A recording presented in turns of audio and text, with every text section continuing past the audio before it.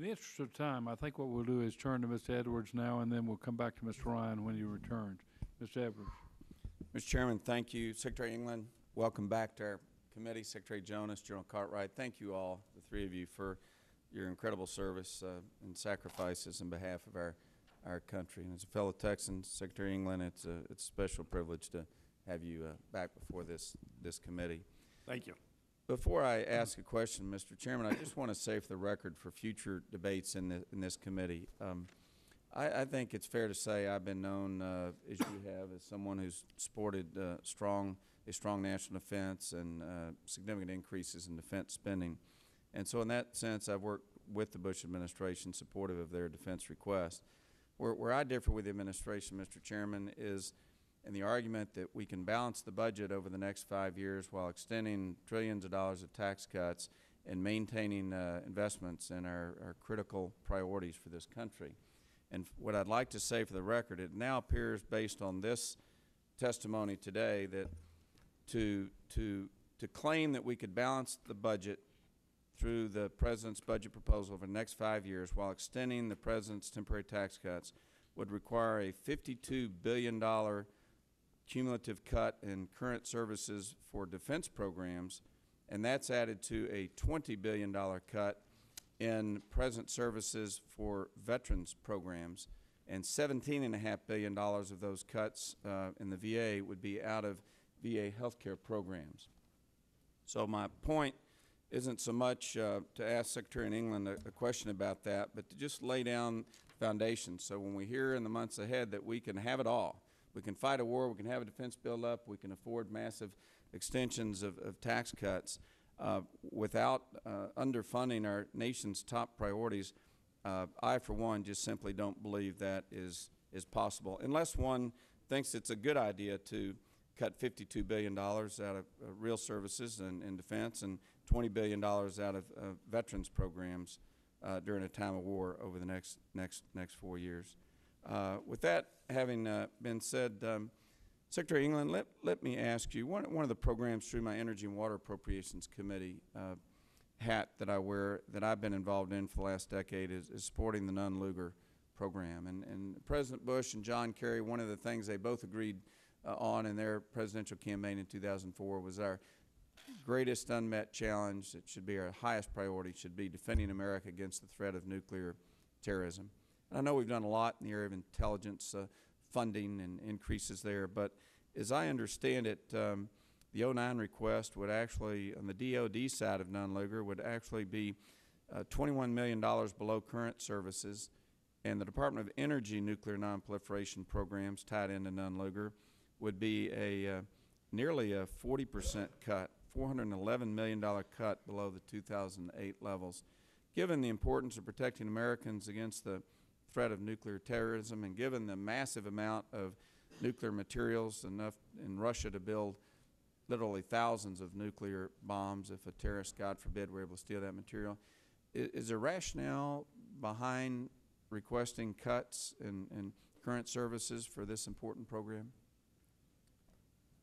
Mr. Edwards, I didn't realize we had cuts, and so I have to ask Tina. Tina, can you answer that, or do we need to get it's back? It's in current services, so yes. $21 million cut below current services, according to our committee staff. On actually, the DOD part of it, $411 million cut in the Department of Energy part of the Nunn-Lugar program. Mr. Edwards, the amount that we have in the budget is about $414.1 million, and that's actually $11 million lower than the enacted level, and we'd be happy to get back to you with a little bit of the details. I will say that, and maybe the Vice Chief can talk to that a little bit in terms of the importance, the strategic importance, as you know, his background. But we'd be happy to talk to you about that. I think this program has in past also had some unobligated funds. It's multi-year money, and so we want to make sure that we get it right. Although I would, and that's a fair point to make, I would want to emphasize, though, sometimes you have to leave an account of unobligated funds so that when an agreement is accepted between Russia and the United States, we've got the money to follow through on that. And without those unobligated funds, you hit a brick wall in terms of even negotiating those critical Mr. Evers, I can say this, that as a budget item, this never came to my attention in all of our discussions, so I would expect the answer is probably somewhere along the lines that Tina said, because as far as I know, I mean, we fully funded a request in this area at the department, so this is an area, we may just need to look at this and get back with you, but this was not an appreciate that. issue in any of the budget discussions with me. Okay. If I could add there, programmatically, you may know that the chemical weapons destruction activity at Shush has been completed, so that may be part of the levels. I would welcome any additional follow-up. Absolutely, Mr. Evans. And my time is up, although perhaps if the chairman, if General Cartwright wanted to comment. My final comment before you say anything, General Cartwright, would just be, we're spending $515 billion to try to protect the American people, and that's what Department of Defense is all about. And God bless our servicemen and women for what they do in that effort. It just seems to me to be quibbling over a few $1 million on a program that's about $1 billion or so out of that $500 billion. A program designed to protect American cities from nuclear holocaust. I don't know why we. Mr. Evers, I don't believe that is the case. I mean, I don't believe there's any equivalent. Again, I mean, my view is we did fully fund a request on this matter, but we will get back. I mean, give us an opportunity to look at this. That's very fair. We'll definitely follow up. I'd welcome a further discussion, and thank you, Secretary England. Just real quick, the good news story here is over the last 4 years, our execution rate has gotten significantly better. We've completed projects. That's the good news. We need to enter into discussion about how we go beyond the current limits of non-Luger and expand our work against weapons of mass destruction to a more global base rather than just focus on Russia. I salute you for the good work you've done. I hope we can even do more together in the future. Thank you. Good. Secretary Jones, I didn't understand your statement. Did you say that Suchnia had been completed? That is my understanding, that the work there is scheduled for completion in '09. So I think the issue there is that the Russians have taken over the project and they haven't let the subcontracts on it. We're having some real challenges with the MOX facility, and so we can get you the MOX exact as details. well. Right. But Suchnia was a Both- separate, That was a separate one, but we've got two that are causing us some challenges. and even when you finish at Suchnia, that's at most 15% of the chemical weapons stock. So it's just a down payment on the problem. Mr. Gresham Barrett. Thank you, Mr. Chairman. Secretaries Jonas and England, thank you, and General Cartwright, thank you for being here today. Secretary England, I want to go back to the 4% that we were talking about a little bit today. I am a big proponent of that. I think that there needs to be a set baseline of GDP, and you talked, you said y'all were still talking about it within the department. Do you think the talk is because 4% is too low? Does it need to be higher? I mean, have you had any discussions like that, or are you just not sure that's the direction you need to go into? Well, I think it's a combination of those things, Mr. Barrett. This is sort of a broad issue, and it has some profound implications. So on one hand, it gives us a floor, it gives us stability, it gives us predictability, and that's all to the positive. Right. The downside is, obviously, if the economy accelerated, then fine, we'd be happy with maybe more money than we thought. Going the other direction, however, if you ended up in a recession, then you would find yourself in a very bad situation. So, I mean, on one hand, we asked the Congress for the money that we believe we need based on the circumstances at that time, and the circumstances change, and that percentage could be up or down. So, I mean, personally, I have some hesitation because while it provides predictability, and stability, which I am a huge proponent of, it does worry me that we're still subject to the economy itself in terms of variations. And so again, it's a big question, and I'm not sure we've come down in balancing this exactly, but we are having those kind of discussions, and there's lots of other facets to this also.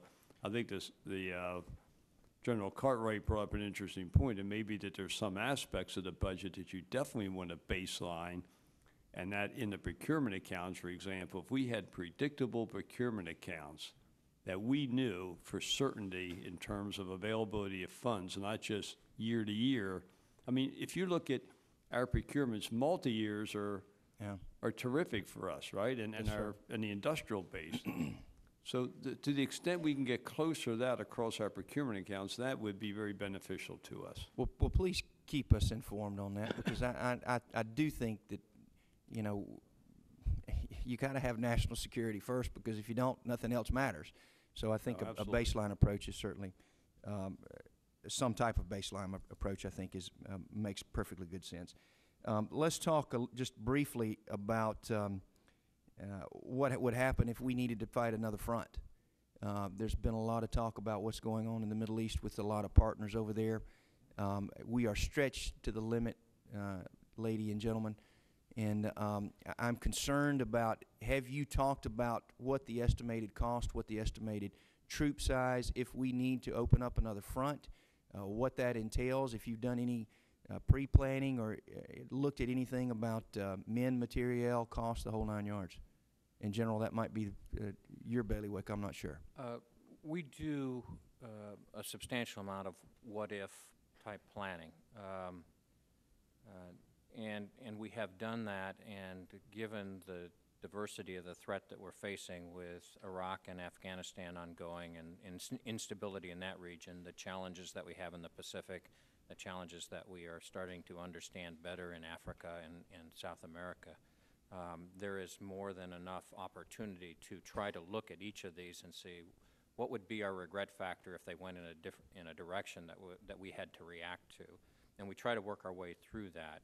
Clearly, we believe we have the forces for the most significant threats that we have out there, and we try to make sure that that's the case.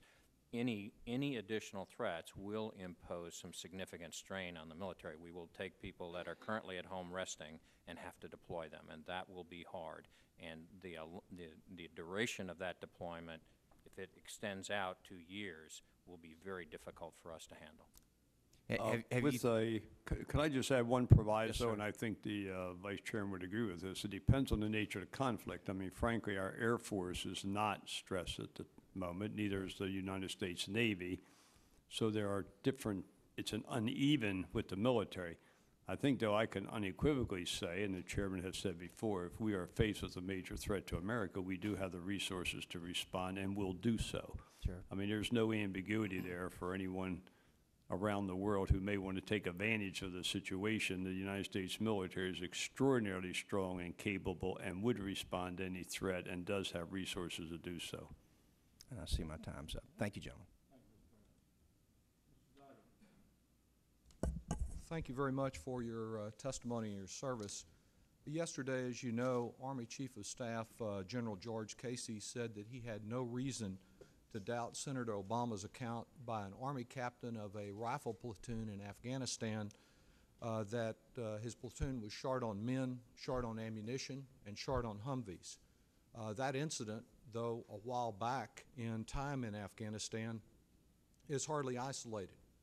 Only this Sunday, there was another report on the 173rd Airborne Combat Team in northeastern Afghanistan that noted, quote, "The soldiers were on a 15-month tour of duty that included just 18 days off. Many of them were stop-lost, meaning their contracts were extended because the Army is stretched so thin. You're not allowed to refuse these extensions. And, quote, we don't get supplies, assets, we scrounge for everything and live a lot more rugged." Admiral Fallon, the head of U.S. Central Command, I think has been quite candid and frank in recent months in describing the Taliban as having been more successful in regaining their strength because of the invasion of Iraq. In Afghanistan, there was, to use Admiral Fallon's words in January, quote, "kind of a little bit of neglect." And in another interview, Admiral Fallon said our Afghan problems began occurring when, quote, "the attention and the resources were focused in Iraq, not where Osama bin Laden is hiding and not where those who aided and abetted him were regaining their force."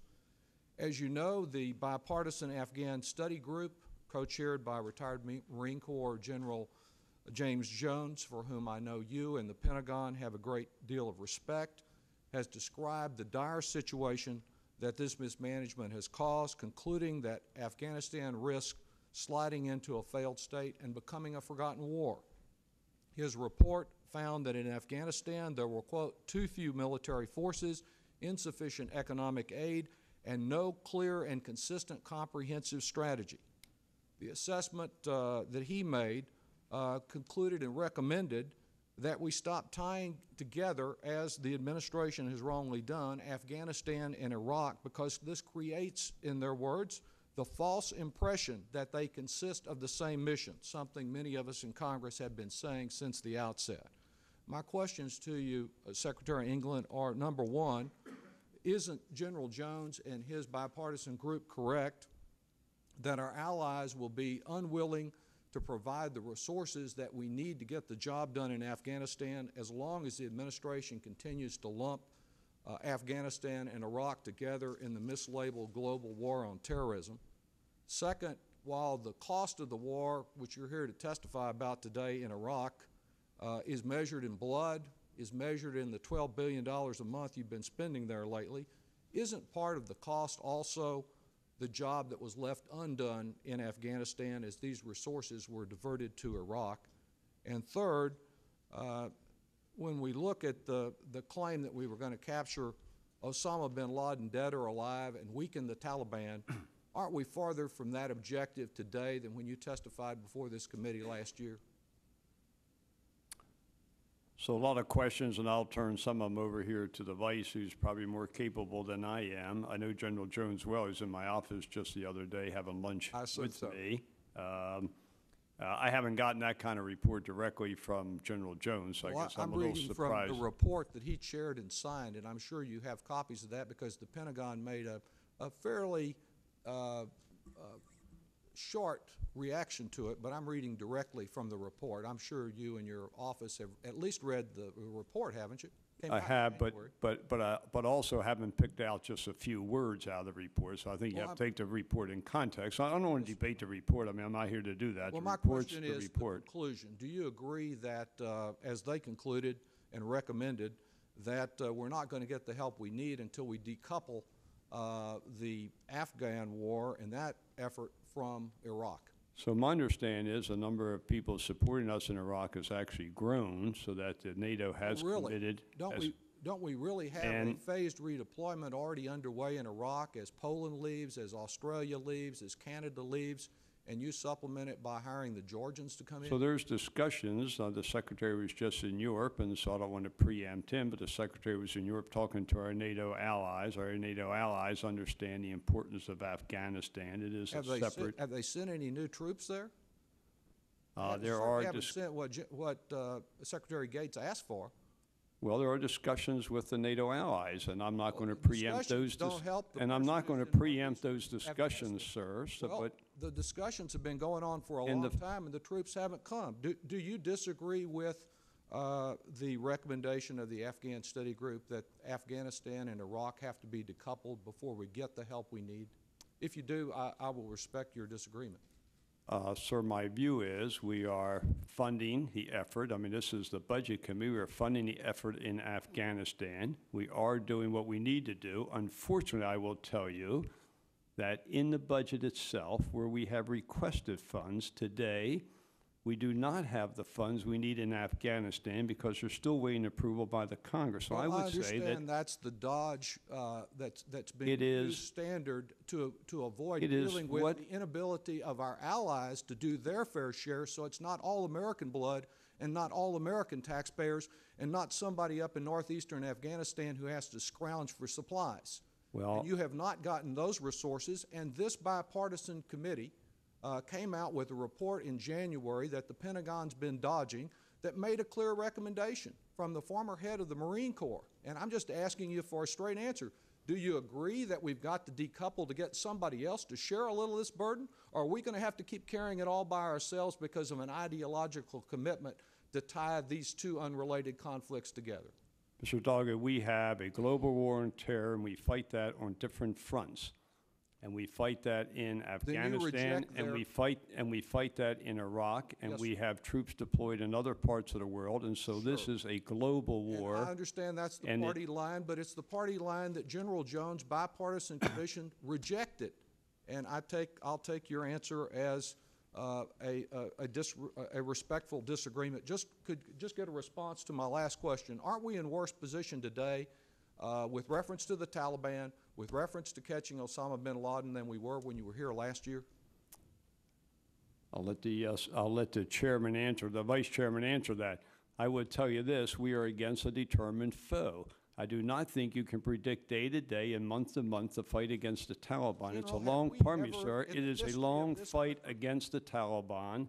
It is not something you're going to measure day to day or week to week. And so this is a determined foe, and it will ebb and flow. But we have forces in Afghanistan to deal with those issues along with our NATO allies. And so this is a combined coalition fight in Afghanistan. Secretary, I will accept your answer, but I found your answer earlier to Chairman Spratt and again now that the reason you can't budget is because we have an unpredictable foe to be frankly astounding. If in the history of the military history of this country we've ever had a predictable foe, I'd like to know when it was. And I agree, by the way, and that is the way we have funded in the past. We fund our war costs as we have war costs, and that's what we're asking this Congress to do again, is to fund the war costs.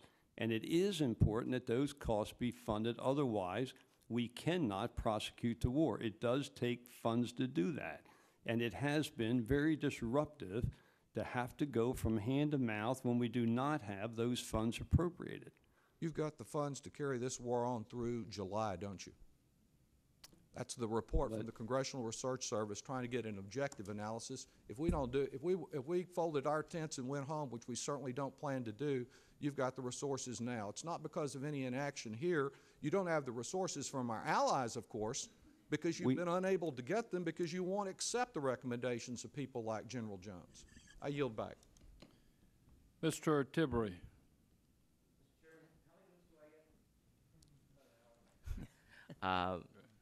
Thank you three for coming today. Kind of going along on that point, Mr. Secretary, reading your bio, you led a private sector company before. Now you're helping lead a very large public sector operation in the Pentagon with men and women in the field. With respect to that budgeting issue, and maybe the two others can help us with this as well, how difficult is it, and what impact does it have, not only on you, but the men and women on the ground in combat when there is uncertainty of money coming, an uncertain flow, an uncertainty of when we will be passing a supplemental, not only this year, but in the past, and what measures does it cause you to go through, and what measures does it cause the commander on the ground to go through? Can you share a little bit of that with us? So I'd be pleased to. First, I will tell you the good news and the bad news. The good news is that we try to accommodate, obviously, everything we can in the budget so there is no impact. The bad news is there appears to be no impact, and therefore there's no urgency. I mean, we do try to accommodate. We obviously do not want to impact our men and women in uniform, so we do everything we can so they are not impacted as we allocate funds. Some of this does not show up immediately. I mean, if we do not have funds enough in terms of resets, or buying procurement, or buying at a lower level, or keeping a efficient rate at a factory, I mean, that it doesn't show up. It will show up at some future time. So we do everything we can to minimize the effects. It is important to our men and women in uniform to know that the nation's behind them, and one way that is demonstrated is the funding that is provided to the Department of Defense in their behalf so that they can execute the war.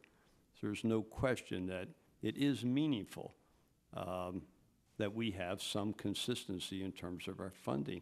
I don't think people in the military sit there and ponder what's going on at the national budget level, obviously, because it's very local to them. So I don't think you can draw any direct connection to that.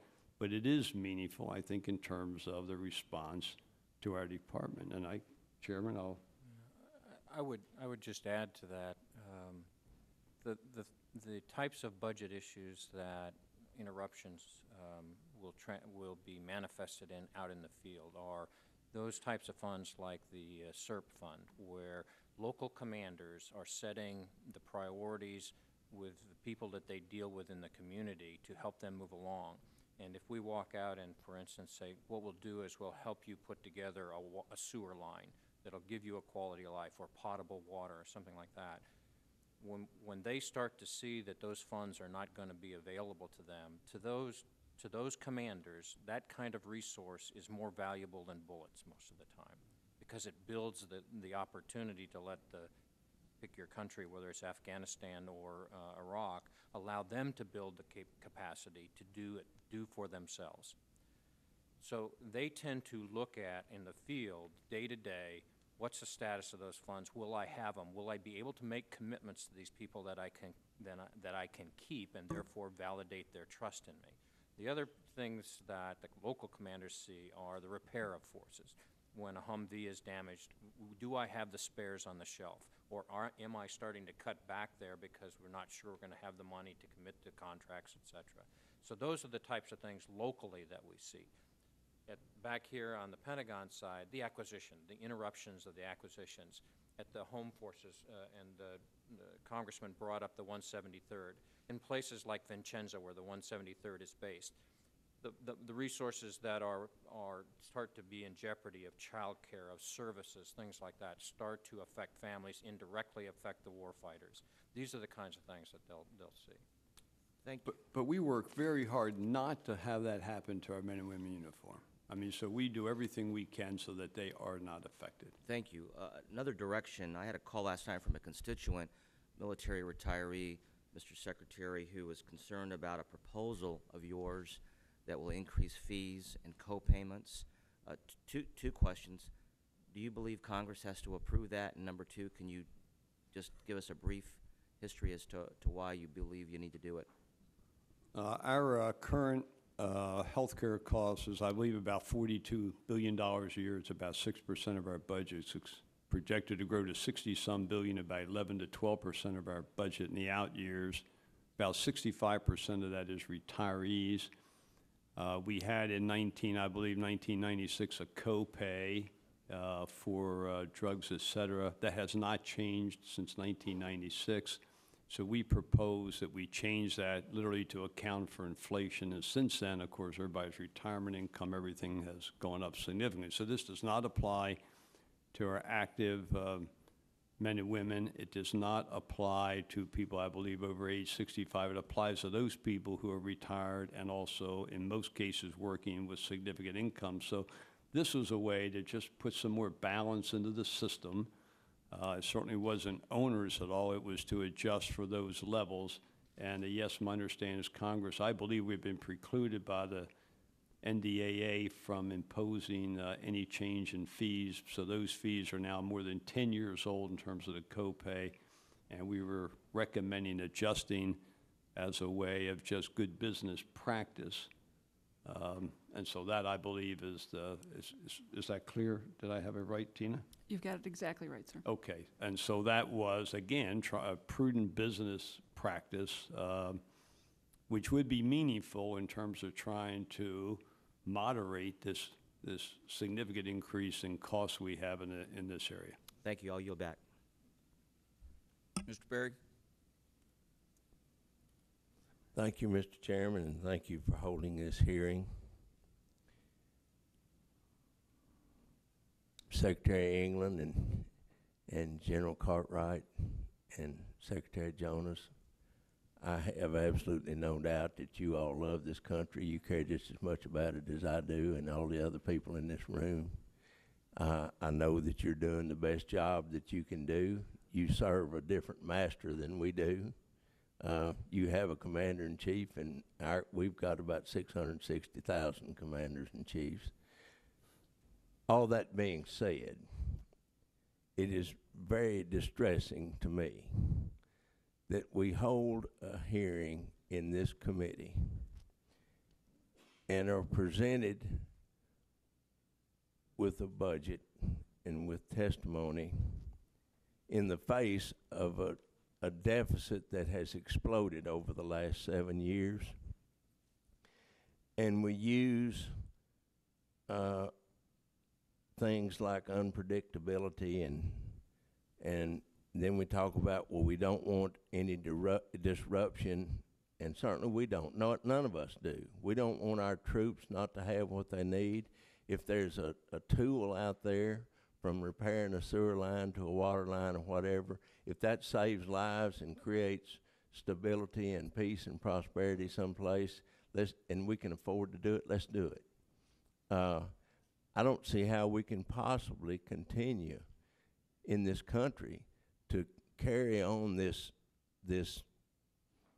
what I consider to be a false debate and not lay all of our cards on the table and recognize the fact that the country is fiscally in horrible condition and that this is a very expensive enterprise and that we're going to all have to sit down to the table, face the reality of the situation, and deal with it in an appropriate way, or this country is going to get sucked into the black hole of fiscal irresponsibility. We're going to be the next subprime victim in the countries of history, and this concerns me a great deal. I don't see how that we can possibly continue on the path that we're on, and I know you all are doing what you consider to be your job, and you have no ill will or bad intentions whatsoever, and I don't intend to suggest that, but I can tell you we've got to get real about it.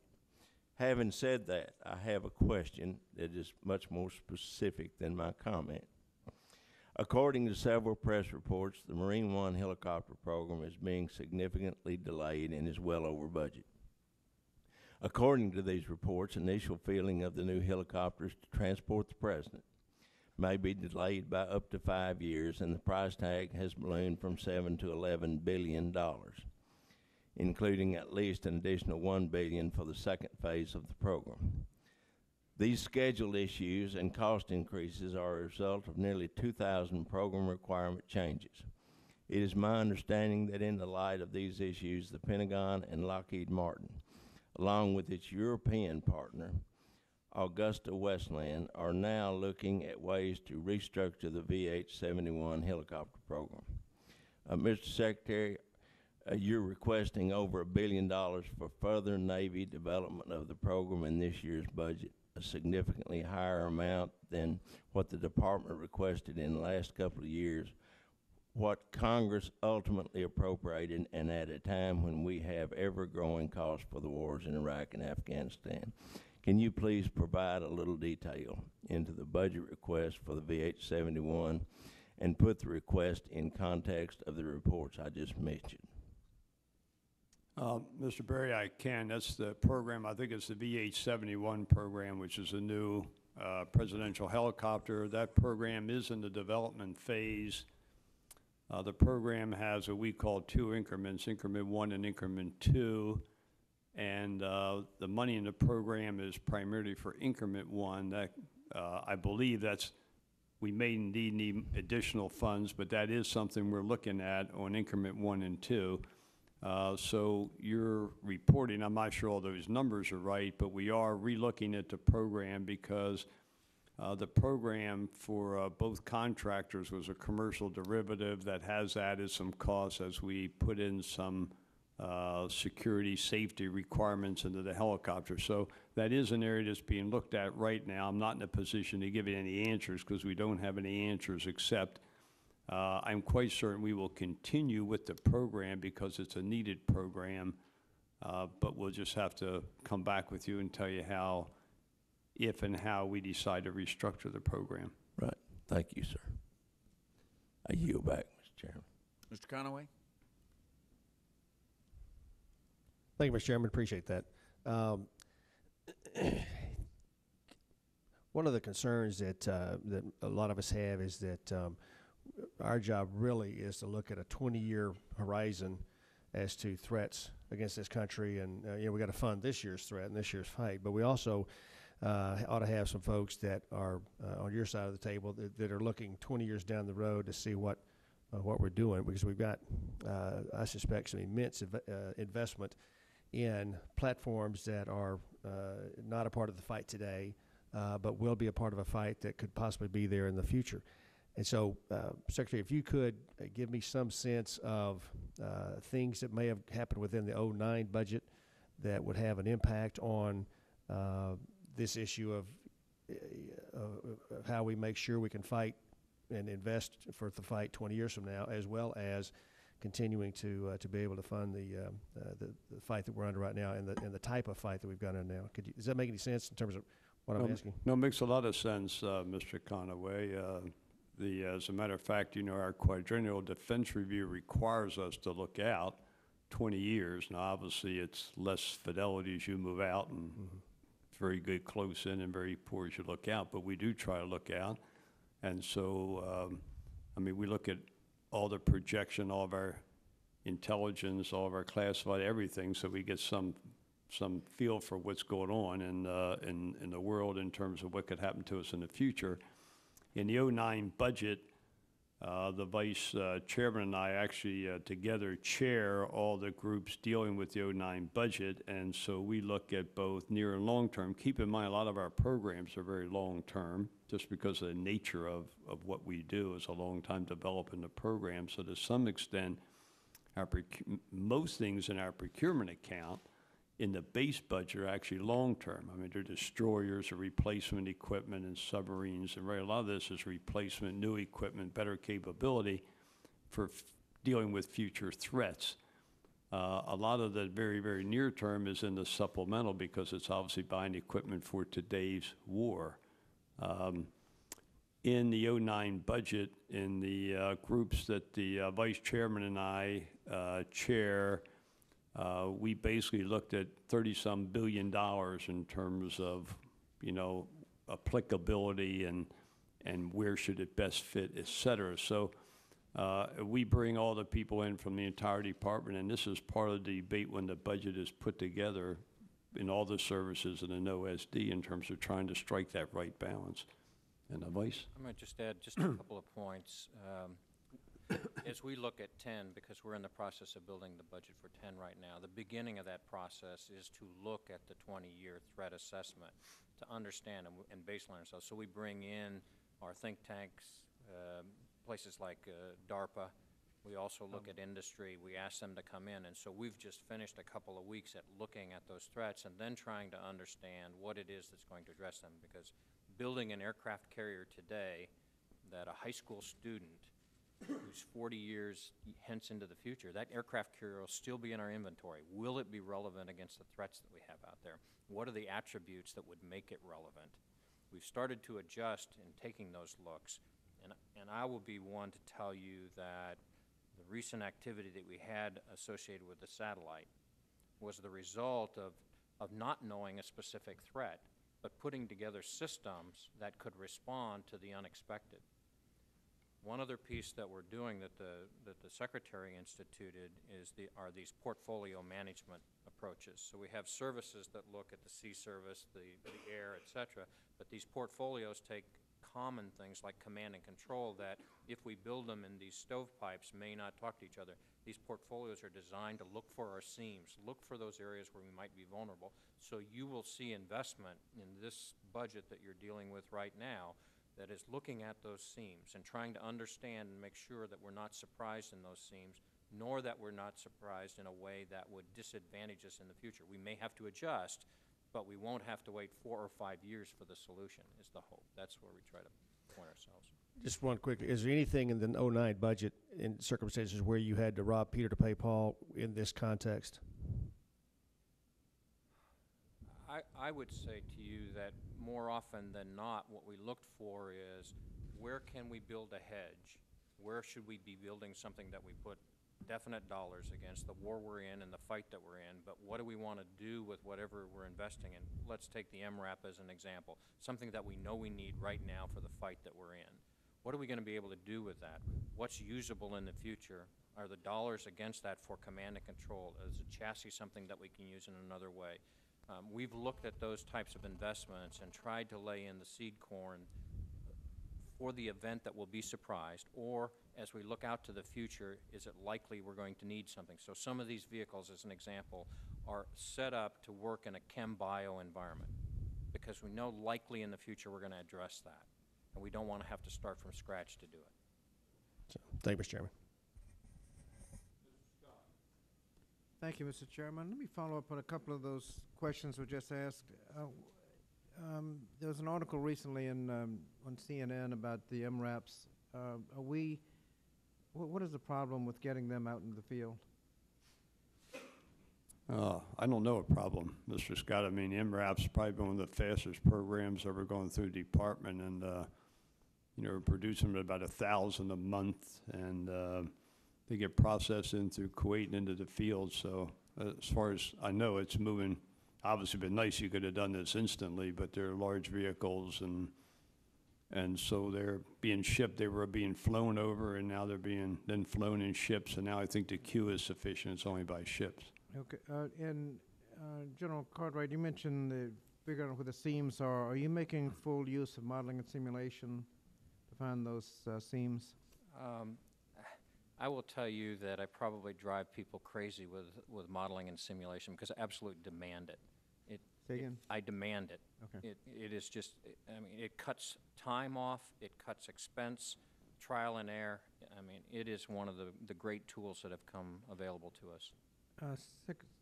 Secretary Gordon, as I understand the Navy budget, and you probably have to get back to me on this, the budget is sufficient to keep the aircraft carriers on schedule?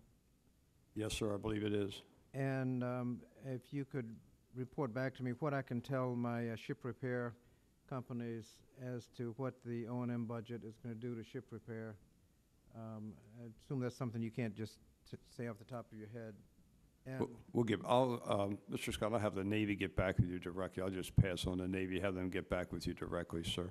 Okay, and Representative Drake, who represents Langley, Right. is interested in what the budget does for the Hornets. Okay. Our Air National Guard has an interest in that too, so if you could get back on that. And as you know, Representative Joanne Davis recently passed. One of her passions was getting those ships out of the Ghost Fleet, out of the James River, which constitute a major environmental potential hazard. They've been slowly but surely getting out, and we want to make sure the budget continues that program. You know, Mr. Scott, I actually asked that question the other day myself, just because of my old Secretary of the Navy. They asked how that fleet was coming. They told me it was going down. But again, I'll get the Navy to respond, but I'm quite confident they have money in the budget to do that. BRAC, there's $1.9 billion in there to effectuate the BRAC closings. As you know, the cost for Fort Monroe went from 70-some million to 270-some million overnight, without including the cost, which could be hundreds of millions of dollars for cleaning up the mess left behind. Do we have enough money in the BRAC line item? I will confirm it with you, but Mr. Scott, everywhere where we know we had either deficiencies in the budget or an overrun or a problem to be addressed, as far as I know, we put that money in the budget this year, Tina, right? So we should be totally whole in the budget for BRAC. I think if we're not, yes, we have a very healthy BRAC budget, but we'll follow up with you, sir, on the issue that you raised with Fort Monroe. Specifically. Yep. The budget includes an increase in personnel, 7,000 Army, 5,000 Marines. Is that sufficient to maintain a decent rotation schedule? Or are we still going to be on these extended multiple rotation schedules that we're on now? well, it'll take a while to get to the new level, 202,000 Marines, and we're still growing, and also Army's still growing, but I'll let you address. We're not at the end point because we just started that growth last year, Mr. Scott, so it takes a while to get to the new. And we're having trouble strength. recruiting at the level we're at. And so when you respond, if you could tell me what effect the increase might have on our ability to actually recruit quality personnel, I would appreciate that. One of the recruitment tools we have is a GI Bill. As you know, my Senator Jim Webb has introduced a GI Bill which would restore the education benefits to what they used to be during the Vietnam War. And we'd appreciate comments on that in writing. I'm running out of time, so I just mention the questions I have. last year's budget included language that Representative Barbara Lee had proposed to go through the GAO study of ways that the military could save money. There were dozens of potential cost-saving items, and we put money in there for you to actually pursue those cost savings. And if you could bring me up to date on the status of that. And two last questions. In just in accounting, has the use of excessive use of contractors run up the cost of the war more than it would have been if we'd used military and civilian military personnel? And finally, the accounting costs, we keep hearing about $8 billion lost in Iraq that that's not accounted for. If you could give us an update on. I think that's Iraqi funds, but we'll look into it. Okay. If you could just bring me up to date on what the status of that is. If you'll, just to make sure, if you'll give us all those questions, we'll be sure we get back with Mr. Scott. Okay. Thank you. You bet. Thank you, Mr. Chairman. Let me thank each of you for being here this morning, and let me echo my friend Mr. Beer's comment. Thank you for your service. It's a difficult job, but we also have one to do on this side of the mic as well, as you can appreciate. I've just returned from a trip to Iraq meeting with our soldiers, because representing Fort Bragg and Pope, which is now transitioning through BRAC, I have the privilege of representing some of America's finest. And they're being deployed just like our neighboring folks down at Lejeune on a very rapid basis. And many of them I met with over there were on the third tour, some on their fourth rotation, which will sort of set a little of the tone for one of my questions. But before I do, I want to back up and ask either one of you who want to comment on this. You did mention we were in pretty good shape with BRAC, but given the movement of facilities coming to Fort Bragg, I would ask specifically, and you may need to get back to me on this if you don't have it right now, that we do have adequate funding still in those accounts currently. And an additional question that I'll need developed for me, one of the real issues that is being batted around in the adjacent counties to Fort Bragg is because of the buildup, we're seeing significant increase in needs for education and other issues that I don't think we'd anticipated in the BRAC funding. And I would appreciate a feedback on that of what that cost is. And specifically, the question is this: if you have students in a school in a unit where the base is, you're funded at a far higher level than the students in the adjoining county. Last time I checked, it usually cost about the same amount to educate students, having been state superintendent of schools for 8 years. And one of the real challenges we're facing is those counties tend to be counties with less resources. That is patently unfair to our men and women in uniform that we're sending overseas, because those children are in those schools. So I would appreciate feedback as soon as possible as we work through this budget process. Mr. Chairman, thank you again for this hearing. Let me take one other point I want to make, because as we made this CODEL over there, one of the things I saw, we visited the MRAP facility as vehicles were coming in, and I would encourage the speeding up of that process. Anything we can do to speed it up, they make a difference. We were informed that we have not lost a single life of a service person that was moving about in one of those vehicles, except one that happened to be in the gun turret outside the vehicle. I think it's imperative we do that very quickly. What we saw is that the violence is down for a variety of reasons, one of which is our men and women doing a marvelous job, certainly working with local officials. But now that that's happened, I think the Iraqi leadership needs to step up to the plate. We've given them the room and the opportunity to get the job done. We just can't continue this forever, standing up there. As you well know, we've talked about dollars a day, and budgets are about money. And we need to continue, and I certainly have supported every budget for our military, and will continue to do so. But I think you're aware that we're spending about $12 billion a month in Iraq by recent estimates, 500 plus, whatever that number may be. But when I've been fortunate enough to have a new grandchild born in the last few weeks, and that child is now being faced with a lot of money that we're borrowing from foreign governments. We have to get a handle on this. We have to have help from our neighbors in that area. They are the ones who stand to lose the most as we start drawing down. So my question would be, as we look at this, the continued numbers of troops we're talking about keeping there.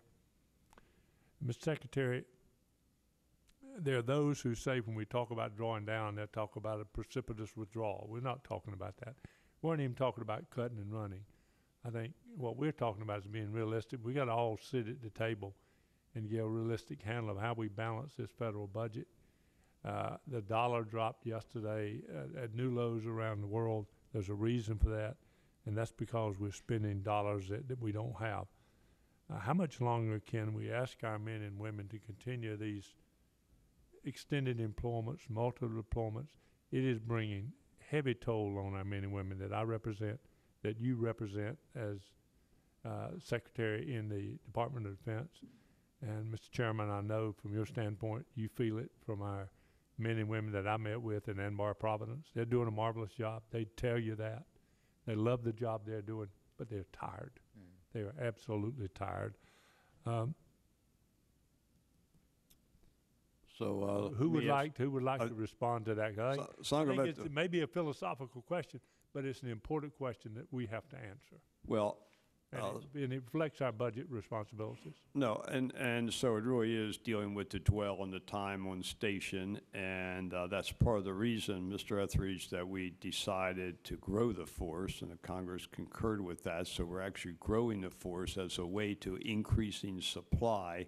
I couldn't Right. agree more, but I mean, in the that's- short term, that is not helping those guys and gals out there who are rotating.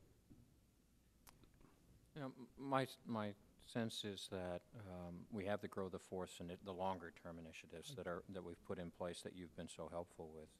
But in the nearer term, as General Casey alluded to yesterday, we're waiting for this March-April report from General Petraeus. But as you saw on the ground, the conditions are improving, and we're starting to transition from being the fighting force to moving to an overwatch position, which will allow us to reduce the forces, hopefully over time, conditions permitting. If we can do that, we can get these tours back into a manageable state. We need to get to that condition because the families also feel this stress. But if we keep at the rate that we're going, it will challenge our ability to retain the quality of people that we need, to recruit the quality of people we need. There will be challenges out there. We're handling those challenges today. How long that can go, I have to agree, it's not forever. And we're doing the best that we can to address these issues on the eaches, the long term, the near term. Like you, and I don't want to put words in your mouth, but I was very heartened with my last trip to the AOR with what we've accomplished and how much the Iraqis in particular are stepping up to the ball, and they just did a budget, $49.9 billion, a lot of which is going to their security, and that's heartening. Thank you. I would hope that they spend some of that on the police, because I really think that's the critical area of right now that's really hurting. Thank you, Mr. Chairman. I yield back. Chairman, thank you. Mr. Secretary General, thank you very much. Mr. Secretary, thank you very much for being with us again. And by the way, I think it needs to be said that it's our role to obviously ask you tough questions, your role to give us as best you can an answer to that. And I think the men and women in uniform understand that we're supposed to do our job to make it possible for them to have the best equipment, the best training, the most efficient policy-making shop and Pentagon that we can. So as we talk about this, I hope that we will continue to convey the thoughts that to every warrior that's out there wearing a uniform for this country, we say thank you for their service. In general, to you, if you'll continue to convey that to every person in uniform, from the highest ranking general to our our newest enlistee, that we want to make sure that they understand that we can have a vigorous conversation here, but we ultimately know where the fight is.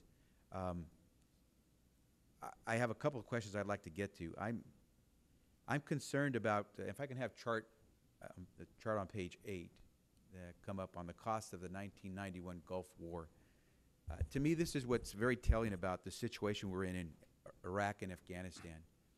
If we look at the net cost to this government, the U.S. government, of the Gulf War, dollar-wise, again, we could never reclaim the lives that were lost, but in terms of dollars, to come out with a net cost of $2.1 billion, I think George Bush Sr. could certainly say that we had a coalition that helped us fight this war. Even though we put most of the boots on the ground, we had the support of many other countries' equipment, soldiers, but also to help pay for the cost of this. My understanding is that as of today, we have spent in Iraq and Afghanistan, but mostly in Iraq, a total of some $800 billion. You're requesting $70 billion in this next budget, and you have already acknowledged that that's not enough. $800 billion. Of the $800 billion, Mr. Secretary, that we've spent, how much have our members of the coalition of the willing, how much have they willingly contributed to offset the costs of the war so far? So I don't know, sir. I mean, I don't know what that number is. Obviously, they fund their troops and all, so I mean, I just don't know what their budgets are, and I just... So compared can't tell to the Gulf War, is it possible for you all to provide us with a number of how much our willing coalition partners have provided in-kind or equipment contributions or cash contributions to fight this effort in Iraq and Afghanistan? I would expect we can give you an estimate of that. Okay. I mean, I don't know what it is. So, I'd appreciate that. I'd appreciate that.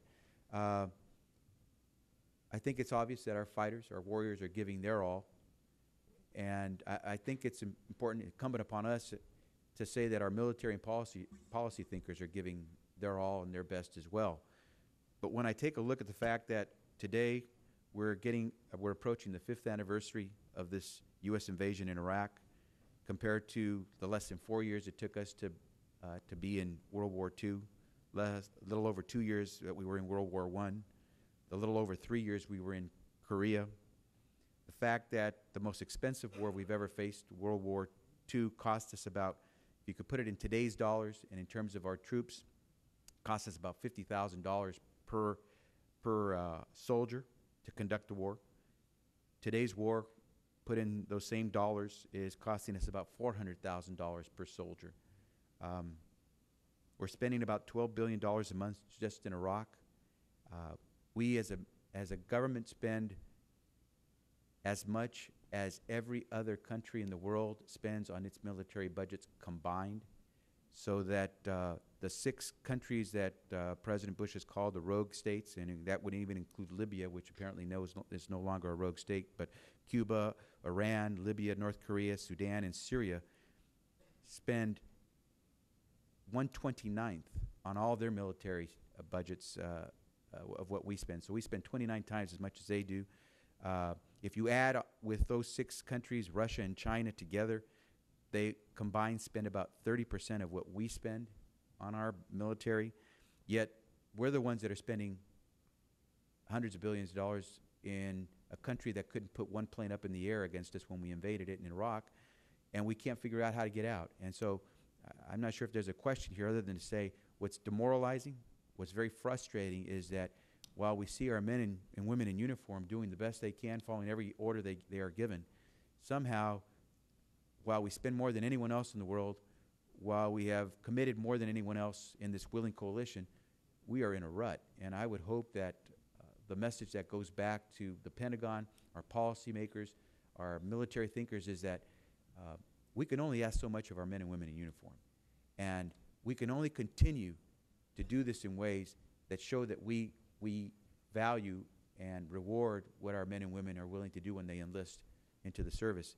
I can't tell you that with all the numbers that I've cited and that I continue to see on the horizon, that there is a lot of good that we can tell the men and women who are going to be sent to Iraq soon. Afghanistan, I think the fight's a little different, and I wish we could devote more there. But I will conclude by just saying, Mr. Secretary, that we know we have a lot of good folks that serve this country, especially in uniform. And we who wear this different uniform want to be as supportive as we can. But I must tell you, by God, it's very difficult to find the value in having gone into Iraq the way we did, and with this so-called coalition of the willing, which doesn't seem too willing compared to the Gulf War. So just one reminder for you with all these numbers. Yes. Small data point. 2 airplanes, probably worth, I don't know, $100 million or something, caused probably $1 trillion worth of damage U.S. economy in 9/11/01. So, I mean, this is a different kind of war, and I don't think talking about encapsulated traditional warfare, and I don't think that applies to the threat we have there. So I don't think we can forget what happened to our economy.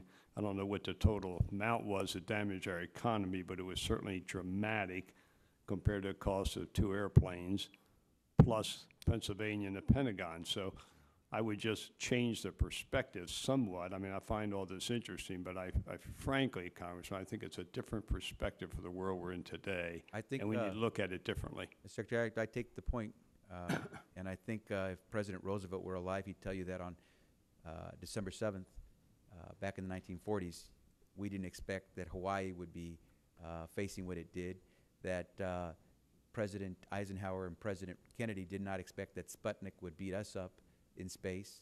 And so we've been challenged on many occasions, but the fact remains that the resources we've put in, the men and women we've sacrificed for an endeavor that has no end in sight, it's tough to swallow, because we've always been able to give our men and women in uniform a much better sense of what they're fighting for. So I take with full understanding your point, and I hope you take with full understanding my point, that we are working in this together.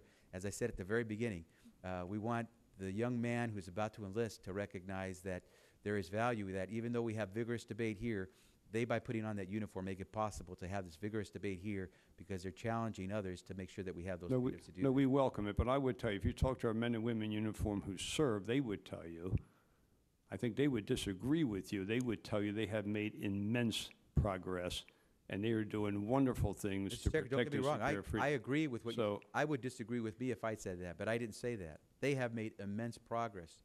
They are men and women on the ground, boots on there. They have made the progress. Absolutely. I don't know if we can say that we've made commensurate progress given what they have done with the orders that they've been given. Someone should give us a little bit better order, because for us to be spending so much to not be able to tell them when they're going to have to when they're going to have a chance to come home after that 3rd or 4th tour of duty, that's where our failing is. And so I'm saying to you, I have full confidence in what our men and women in uniform can tell us. I can't say that our policymakers and military thinkers have held up their end of the bargain. So with that, Mr. Chairman, I thank you for the opportunity to speak. Mr. Secretary, I understand you need to be back at the Pentagon for a meeting at 12:30. I do. I don't know what time. I've sort of lost track of time, but I have what's the time now? 12:15. No, so if I'm here I actually plan to be here until 12:30, but at 12:30, Mr. Chairman, I do need to leave. That's great. Thank you. Mrs. Hooley. Thank you, Mr. Chair. Thank you, Mr. Secretary, for being here. I'm going to quickly go through 5 questions. You can answer as many as you can in that time period, but I would like a written response to those that you don't get to. Certainly. The first question is, I've been on Budget Committee before when you've come in with a budget that is really under what we expect to expand. I mean, you've got a $70 billion request. We keep doing supplementals. I would like to see what you think the war is going to cost us for the next year, and actually have that number in the budget, as opposed to a budget number that we know we're not going to be able to, it's not going to be accurate. And we're going to need a lot more. Second question is, the department proposes to increase the TRICARE fees for military retirees. I think that contradicts the notion that this is a shared sacrifice during time of war. Well, the men and women have already made that sacrifice, and this proposal asks them to once again sacrifice. Do you think this policy is fair, especially during a time of war? Question number 3 is, the Commission on the Guard and Reserve issued a report January 30th that concluded the U.S. military isn't ready for a catastrophic attack on this country. It said the National Guard is ill-trained and ill-equipped to handle the job. It says our military does not have sufficient trained, ready forces available to respond to a chemical, biological, or nuclear incident. It reported that there are even fewer Army National Guard units that are combat ready than just a year ago, which was only 88%. What will it take to turn this readiness problem around? And what specifically does the defense budget do with regard to resolving this issue? And will significant funding commitments be needed for 2009 and beyond? Question number 4. Mr. Secretary, due to equipment not being rightfully transferred back to the states, and I'll use my state as an example, the Oregon Guard units lack a supply of trucks, equipment, and people is around 50% of capacity. Our governor's dealing with flood season and soon thereafter fire season. We know this is going to happen in Oregon. Because of the DOD's policy of not returning what should rightfully be at our state's disposal, my state doesn't have the equipment or the troops it needs to fully be prepared for these likely events. Mr. Secretary, when is the equipment going to be returned to our states? And the last question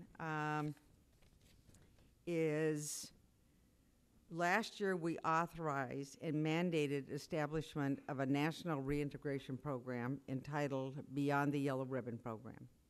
And it is very different for a guardsman or guardswoman coming home where they are dispersed, their buddies aren't there, they don't have a base, they don't have medical facilities, and reintegration is incredibly important for our returning guard and reserve. I want to know when we're going to get this program started. We need the support staff in the states. We need an allowance for the guards people when they come home, as opposed to a couple of days as they look for jobs, find out what educational opportunities are, get reacquainted with their families. I think a reintegration program is incredibly important. We already have 9 started. Oregon and Minnesota, I think, have been the 2 examples of how to do this. And I've been very involved in that. So I'd like to know when Beyond the Yellow Ribbon Program is going to start, and if you would be willing to embed an experienced guardsman on your staff to be a liaison to this program, and for all other matters of support to reserve component service members and their family in our geographically dispersed and uniquely challenging environment. So you have 28 seconds to answer any question you can. I'll just comment, but we'll get your answers to it. So if I can, number 2, actually, I just can't remember what number 1 was. Number 2 is the copay. Right. Applies to people retired. It's already a copay, hadn't been updated since 1996, so the request was go make this, consistent with inflation, basically, and it didn't apply to active duty, didn't apply to people over 65, it applied to people typically retired with a job, and so that was a way to try to constrain the budget, which is otherwise going out of sight on medical care. We'll answer more. CBNR, we do not agree with the findings of the commission. We agree with many of their findings. There were 95 recommendations in the second report. Secretary's directed a group to look at all that, but I don't believe that, frankly, National Guard Bureau would agree with that conclusion, because we've equipped a lot of the Guard units to deal with that issue, but we'll look at it and come out more definitive when that review is completed. National Guard, we are putting a lot of equipment. We met with the governors just the other day, had General Steve Blum with me. I think when it comes to trucks and all those things, I do not think there's an issue in terms of dealing with natural disasters, and we've funded that. Trucks, there's compacts between states. I mean, trucks obviously can drive one state to the other, so I think there's a general concurrence that that's really not a major issue, but we will address the specific numbers with you. I'd like you to do that, because if you talk to our governor and our guards, they say it's a huge problem. We'll follow up, and I'll have the National Guard Bureau do that. The Yellow Ribbon Reintegration Program came out with the NDAA this year. We actually had 83 mandates from the National Defense Authorization Act. This was one of those to go do. It's obviously not in the budget because it just came out. we will address the program, and we're putting a structure in place. But then I will comment again, when we do that, we have to find the money from somewhere. As the year goes on, it gets harder to do. We're almost halfway through this fiscal year. So as we juggle accounts, it gets more difficult as time goes on. It's an important program, so we're going to do it. It's a but it just gets relatively hard to small do. amount of money for a program that really means a lot to our people coming home. It's a critical I understand. program. No, look, I understand. I agree. I mean, it is a good program. We're going to do it. I said we're going to do it. We're putting a structure in place to do it. But I only comment again, I mean, it's one of a lot of other mandates that were not in the budget. And so we just have to find money to do it. And it gets harder as the year goes on. That's my point, particularly when we're still trying to juggle money in other accounts. But we will get you a more specific answer on all 5 of those. Thank you. Mr. Hooley. Thank you. Ms. Hooley, we've got to move on. I'm done. Thank you. Mr. Allen. Thank you, Mr. Chairman. Secretary England, thank you very much for being here. General Cartwright and Undersecretary Jonas, thank you all for being here. The U.S. Navy has stated that the nation needs no fewer than 313 ships to respond to threats to our national security. But if you look at what we've budgeted for ships over the last few years, we're not even close to building at a rate which will get us to that particular goal. With the Navy hoping to get to that goal by 2024, we need to be building 12 ships a year. But the President's budget this time has only 8 ships being funded.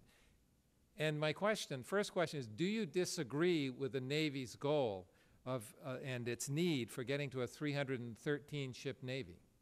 No, I don't.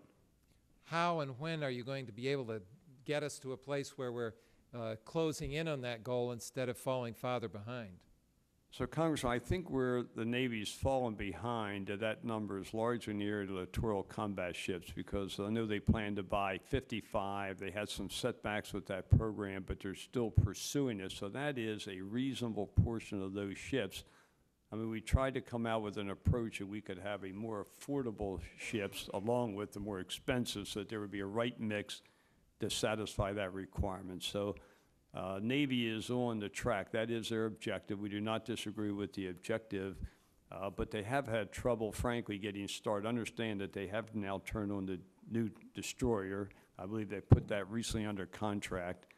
And hopefully get littoral combat ships squared away and increase in the submarines. So they are on a line now to increase. That said, budget, I believe, this year is $14 billion. It's a lot more than when I was back secretary. So they have increased the budget, but the cost has gone up.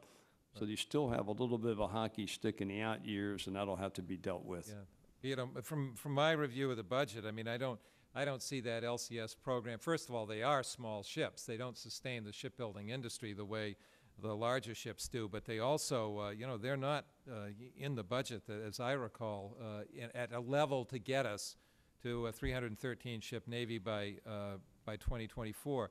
I understand that by 2010, China will have almost twice the number of submarines, not the same capability, but almost twice the number of submarines as the United States, and their Navy will surpass ours in numbers, again, not always the capability, by 12-15. And Russia's target is to be the second largest Navy in the world. My question is, how can you expect us to get to a place where we're competitive in this area if we don't substantially and quickly ramp up our shipbuilding account? And last year, the House did that. They increased the shipbuilding account by $3 billion. The Senate wouldn't go along, so we wound up with about $300 million, I believe it was, over funding for the year before. But how are we going to ramp up that shipbuilding number, particularly with the conflict in Iraq taking different estimates, $10 to $12 billion a month? Well, I mean, Iraq doesn't come out of this base budget, and the procurement accounts have gone up. The ships' costs have gone up significantly, so the Navy, I know, and the destroyer now has a limit in terms of the cost of that ship, because it's about twice what the prior ships cost. My view is this: they just have to bring the littoral combat ship along to get a mix of vessels. Otherwise, it just will be unaffordable, sir. I mean, they're going to have a mix of ships if they're to get to that number with any kind of a reasonable budget. I mean, otherwise the cost will just be too much. coming back finally just to the cost of the conflict in Iraq, it has to be true, Mr. Secretary, doesn't it, that the spending $500 billion so far in direct costs for the war in Iraq has diminished the amount of money available for shipbuilding? Well, Mr. Allen, our base budget is going up. I mean, this year our base budget's up $35 billion, independent of war in Iraq. So the Navy budget went up this year. I mean, we were up not only inflation, but 5% above inflation. So the base budget and procurement accounts have been going up. I mean, basically the problem has been not that the budget's at $14 billion. I mean, again, back when I was Secretary of the Navy, well, that just seemed like a huge amount of money back then because our budgets were much smaller. But So Mr. I believe it's more the cost of the Mr. Secretary, ships. regardless of what's in the base budget or not, it has to be the case that $500 billion over 5 years for Iraq has diminished the amount of money that might otherwise be available for Navy shipbuilding. Isn't that right? But it's not evident to me that if we weren't in this war that we would have another $500 billion. I mean, our base budget handles all of our needs except for the war costs, Mr. Allen. So I mean, it's not evident to me we just have that added tacked onto our budget. I doubt if it would have been, but in the meantime, our budgets have gone up, and it is now our responsibility to find a way to fit within those budgets and do the balance across the services and across shipbuilding. That's a Navy challenge. They need to do that. Thank you, Ms. Allen. Ms. Moore, we've got about 3 minutes to make a vote if we make it, and the Secretary needs to be across the river. If you got 1 or 2 questions. I just have just 1 or 2 questions. One question, actually, and I'll be very brief. I'm very concerned that the Department of Defense Mental Health Task Force last July indicated that the department was insufficient. Their system of care for psychological health is insufficient to meet today's needs of today's forces, their beneficiaries, and insufficient to meet their needs in the future. 38% of soldiers, 31% of Marines, and 49% of the National Guard are showing psychological symptoms when they come home. That this is there's a shortage of mental health clinicians. And so, sir, when you say that, this is a very carefully designed budget, and there's something like a 0.0006% increase for health care, and others of my colleagues have talked about the co-pays. This is a shortage of health care. I'm very, very concerned that our soldiers are getting short shrift. So can I do a quick answer, because I know we all have to go. We've had a number of task forces. We've addressed this.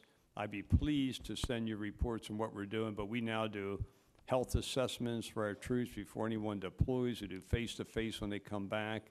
We're greatly expanding this whole area, so I would be pleased to provide you information on that. But this is an area that's getting a lot of attention by DOD and VA, and we work carefully. Your budget request really doesn't reflect that you're shifting monies into this training and stuff. I mean, there's only $150 million increase in your $23.6 billion healthcare budget, and so I'm worried that there's a lot of task forces, and I don't know exactly what you're going to do.